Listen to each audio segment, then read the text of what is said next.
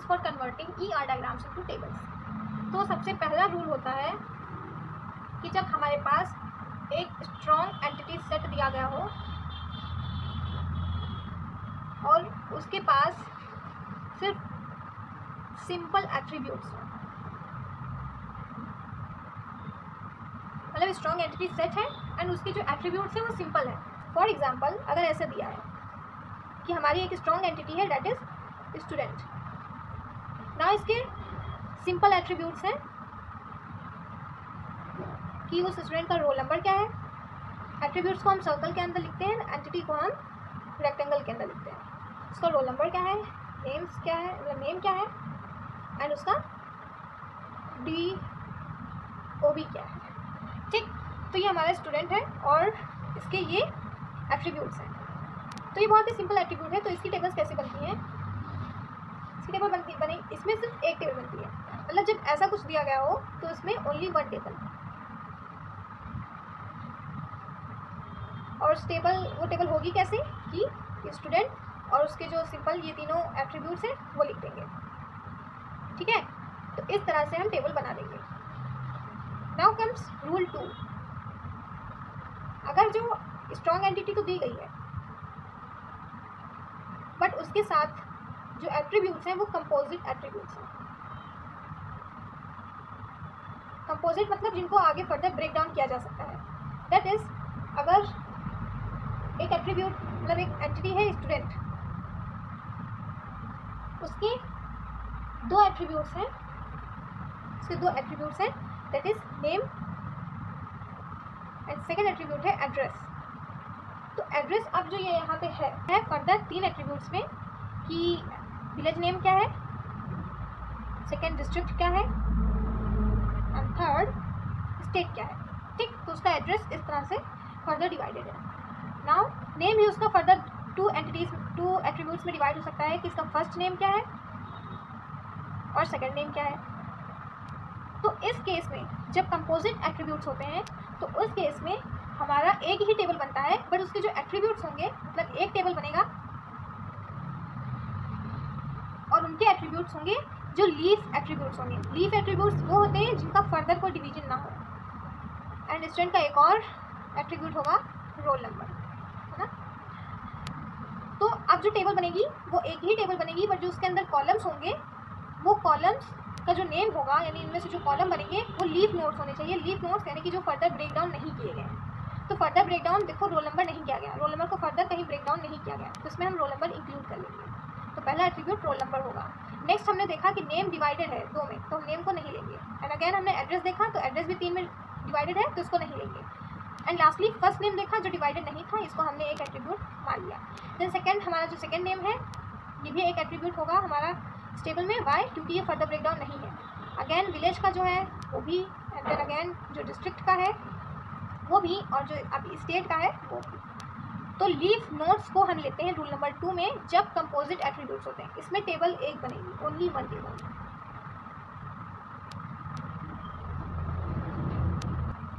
तो अब रूल 2 है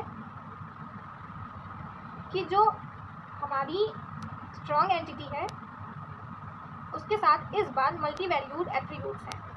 has multi valued attributes. Multi valued attributes मतलब एक कॉलम में जब, मतलब एक सेल में जब हम एक से ज़्यादा एलिमेंट्स को जब फिल करेंगे तो उसको बोल देते हैं multi valued attribute.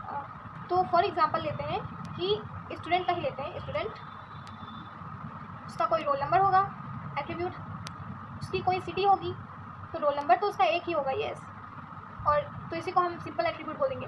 Then come city, तो सिटी भी फर्दर ब्रेक डाउन नहीं होगी तो वो सिंपल एट्रीब्यूट है। बट हम एक इसमें मल्टी वैल्यूड एट्रीब्यूट भी ले लेते हैं, जैसे कि मोबाइल नंबर। मोबाइल नंबर एक से ज़्यादा हो सकते हैं स्टूडेंट के पास, यानी कि अब ये मल्टी वैल्यूड जब एट्रीब्यूट्स आ जाए तो तब टेबल कैसी बनेगी, तो तब बनती है 2 टेबल्स। पहली टेबल होगी जिसमें हम सिंपल जो एट्रीब्यूट्स हैं उनको लिखेंगे, मतलब प्राइमरी की तो होगी ही, एंड उसके साथ जो सिंपल वाला एक एट्रीब्यूट है वो लिख लेंगे। मतलब इस जो टेबल 1 होगी उसमें 2 कॉलम्स होंगे, प्राइमरी एट्रीब्यूट तो रहेगा ही, साथ में जो सिंपल एट्रीब्यूट है वो रहेगा। ठीक है, तो इस तरह से एक टेबल बनेगी। और दूसरी टेबल जो बनेगी उसमें हम प्राइमरी की तो रखेंगे, मतलब रोल नंबर तो रखेंगे, बट जो इस बार हम सिंपल वाली को ना लिख करके मल्टी वैल्यूड को रखेंगे, मतलब दोनों सिंपल और मल्टी वैल्यूड के लिए दो अलग अलग टेबल्स बनेंगे। तो इस तरह से ये रूल नंबर 3 था। Now comes rule number 4। Rule number 4 में होता है कि रिलेशनशिप सेट हो। रिलेशनशिप सेट वो होता है जिसमें कोई रिलेशन होता है दो एंटिटी के बीच में, ठीक। अब रिलेशनशिप सेट हो तो कैसे बनता है कि मान लीजिए एक एम्प्लॉय है जिसका रिलेशन है कि वो वर्क करता है, वर्क्स इन एक डिपार्टमेंट में, ठीक। तो उसका डिपार्टमेंट के साथ ये रिलेशन है कि वो उसमें वर्क करता है, ठीक है। तो अब इसकी टेबल, इसमें एक टेबल बनती है और एम्प्लॉय के कुछ एट्रीब्यूट्स होंगे, जैसे कि एम्प्लॉय का नेम क्या होगा,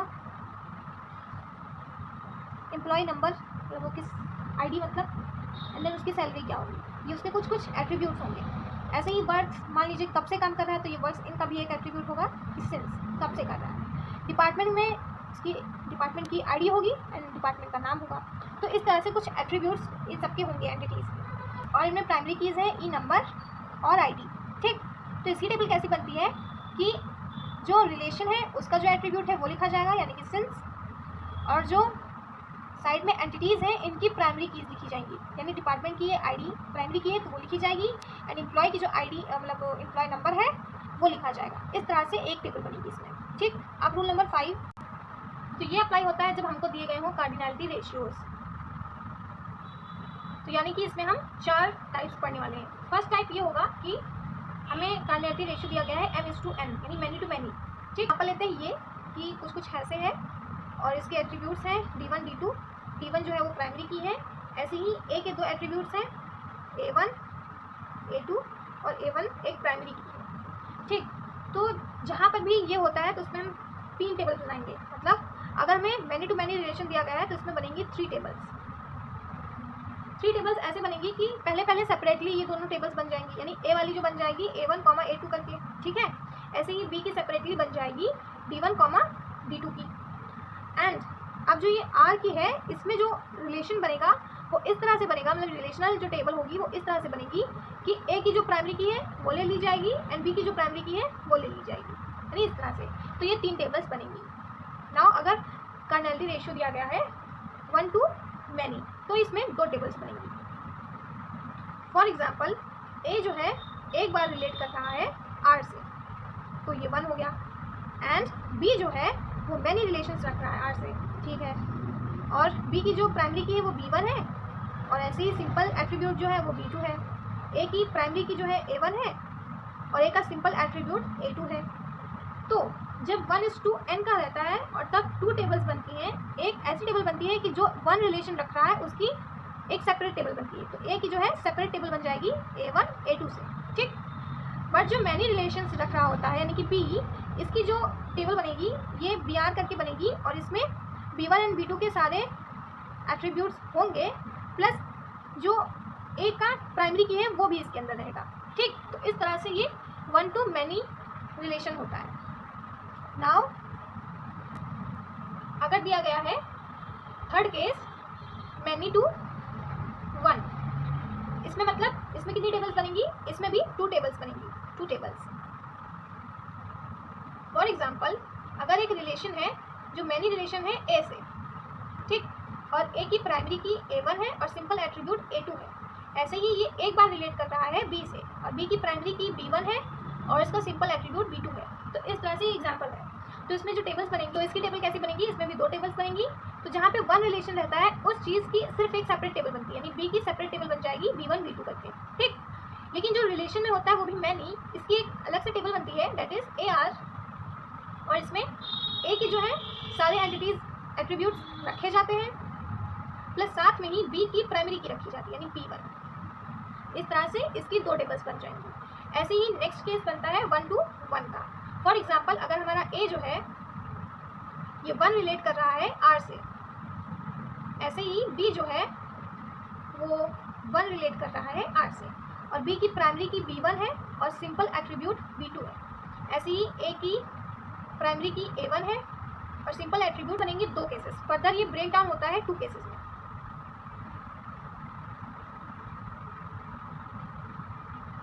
केस 1 होगा जब R विद A बनाएंगे, एंड केस 2 होगा जब R विद B बनाएंगे, और इनकी सेपरेट सेपरेट दो टेबल्स बनेंगी, यानी टोटली इसमें 4 टेबल्स बनती हैं। तो जब R विद A करें, मतलब R विद A, ओके, तो यानी कि AR, तो AR की टेबल हम बनाना पहले से ही सीख गए हैं कि जब AR की टेबल बनाएंगे तो A की सारी कीज तो रहेंगी ही, मतलब A1 और A2 रहेगा ही, प्लस साथ में ही B की प्राइमरी की रहेगी, ठीक है।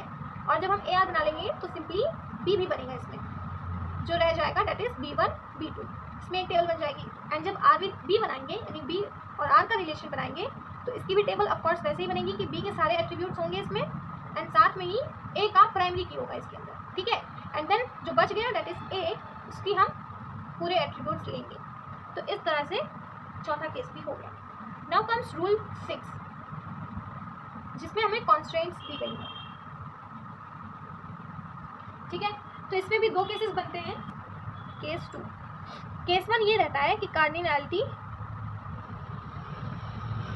कॉन्स्ट्रेंट्स तो है, प्लस इसके साथ एक कॉन्स्ट्रेंट है पार्शियल रिलेशन। ऐसे ही कार्डिनैलिटी कॉन्स्टेंट तो है, प्लस इसके साथ एक कॉन्स्टेंट है टोटल रिलेशन की। फॉर एग्जाम्पल, अगर हम इसमें एग्जाम्पल लें कि एक रिलेशन R है जिससे A रिलेट कर रहा है एक बार, ओके, एंड वहीं B एंटिटी जो है R से रिलेट कर रही है n टाइम्स, मतलब ये 1 to many कॉन्स्टेंट तो है ही, कार्डिनैलिटी वाली तो है, प्लस हमने यहाँ पे 2 डैश बना दिए। इसका कहने का मतलब होता है कि ये पार्शियल पार्टिसिपेशन में है, ठीक।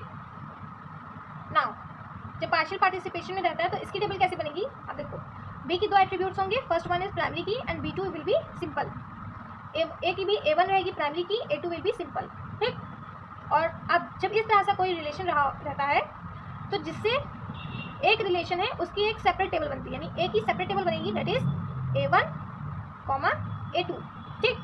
और अब ये जो B एंड R जो रिलेशन में है, इसकी एक सेपरेट टेबल बनेगी दैट इज BR। BR कैसे बनाते हैं, वी ऑल्सो नो कि B के पहले तो सारे कीज लिख लेंगे एंड साथ में A की प्राइमरी की लिख लेंगे।